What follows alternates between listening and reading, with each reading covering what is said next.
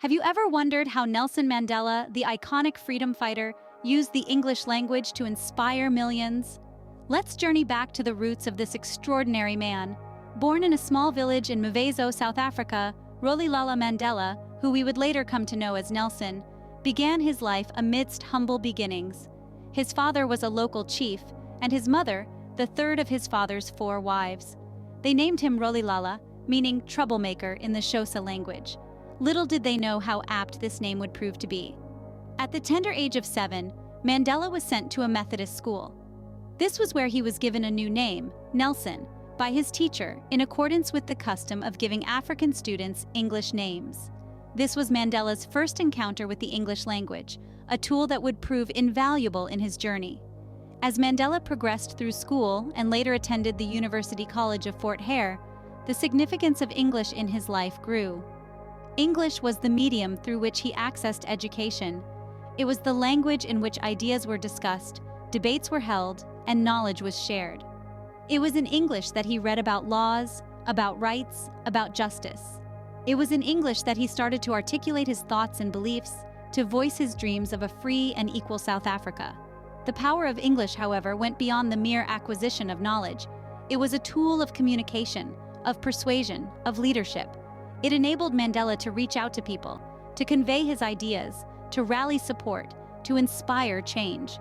It was English that allowed Mandela to transcend the barriers of race, class, and nationality to touch the hearts of millions around the world. So it wasn't just about learning a language, it was about harnessing the power of that language, using it to fight for justice, for freedom, for equality.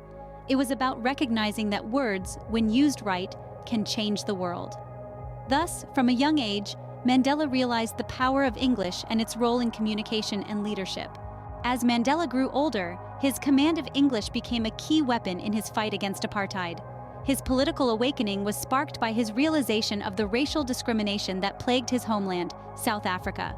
He joined the African National Congress, or ANC, a leading organization in the struggle for black rights and freedoms.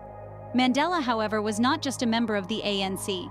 He was a beacon of hope, a symbol of resistance, and a masterful speaker. His speeches, delivered in flawless English, were a call to arms for his fellow activists and a plea for justice to the international community. He used the language to articulate his vision for a free South Africa, to inspire and to persuade. One of his most impactful speeches was at the Rivonia trial, where he and his fellow ANC leaders were accused of sabotage. Despite facing a possible death sentence, Mandela delivered a powerful statement that echoed around the world. He said, "I have cherished the ideal of a democratic and free society in which all persons live together in harmony and with equal opportunities. It is an ideal which I hope to live for and to achieve. But if needs be, it is an ideal for which I am prepared to die."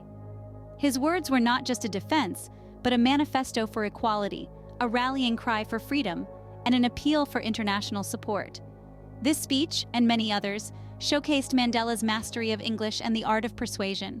He used the language not just to communicate, but to inspire, mobilize, and give voice to the voiceless.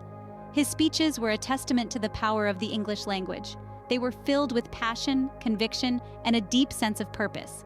They resonated with people across the globe, rallying support for the anti-apartheid movement and putting pressure on the South African government.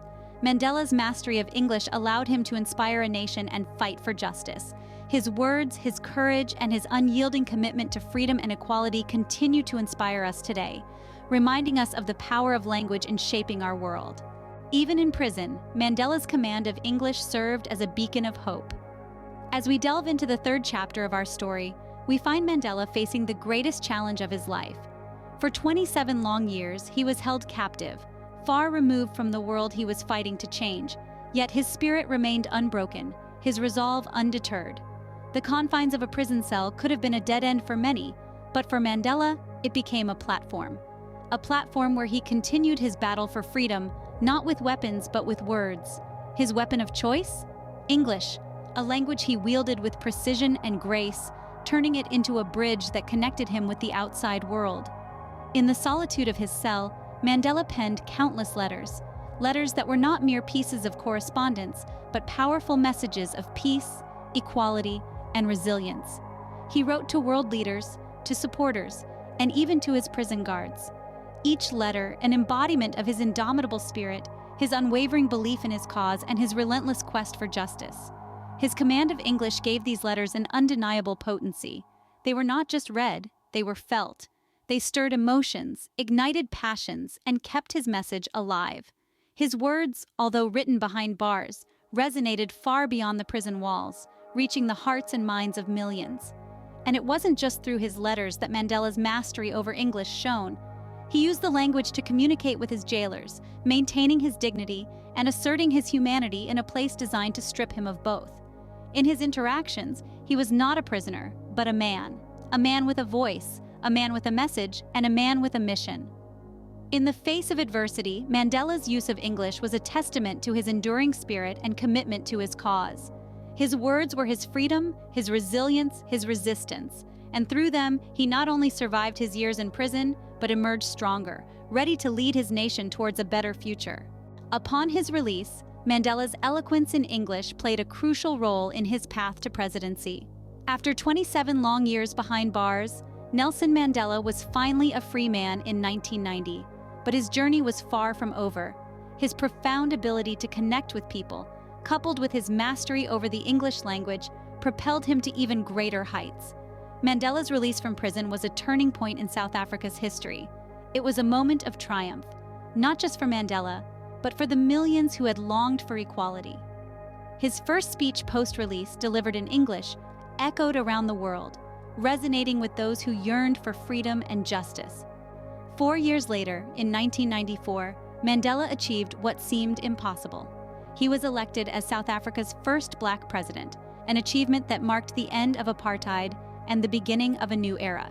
His inauguration speech, delivered in English, inspired a nation and the world. It was a testament to the power of words and the power of a language that was once forced upon him, now used to unite his nation and communicate his vision globally. Mandela's presidency was not only transformative for South Africa, but it also had a profound global influence. He became a symbol of resistance, resilience, and reconciliation. His speeches in English, filled with wisdom and conviction, were broadcasted worldwide, influencing global politics and inspiring individuals to stand against injustice. His address to the United Nations in 1994, for instance, was a powerful call for peace and equality. In English, he urged nations to look beyond national sovereignty and unite for the greater good. His words, his ideas, his vision, all articulated in English, left an indelible mark on the global stage. Mandela's command of English not only helped him lead his nation, but also left a lasting impact on the world. His story is a powerful reminder of the role languages play in shaping our world, and how mastering a language can amplify one's voice, influence, and impact. Mandela's life serves as a powerful reminder of how mastery of the English language can change the world.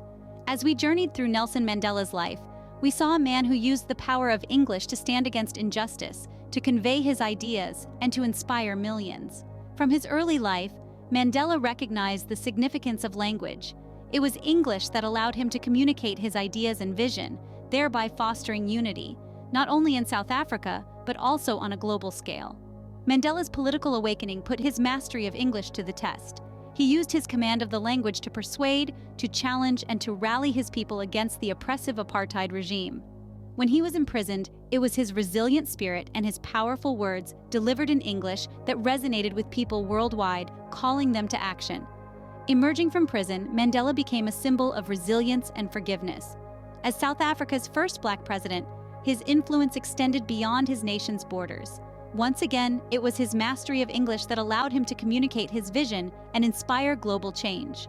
Mandela's story underscores the importance of mastering English. It's not just about learning a language, it's about acquiring a tool that can be used to affect change, to inspire, and to lead. It's about understanding that words, when used effectively, have the power to move mountains. So let's take a page from Mandela's book.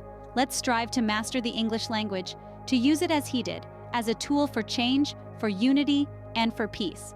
Just as Nelson Mandela used English to inspire change, you too can use this language to express your ideas and make your mark on the world. And remember, if you're interested in these kind of stories and want to learn more, don't forget to subscribe for more interesting videos like this one.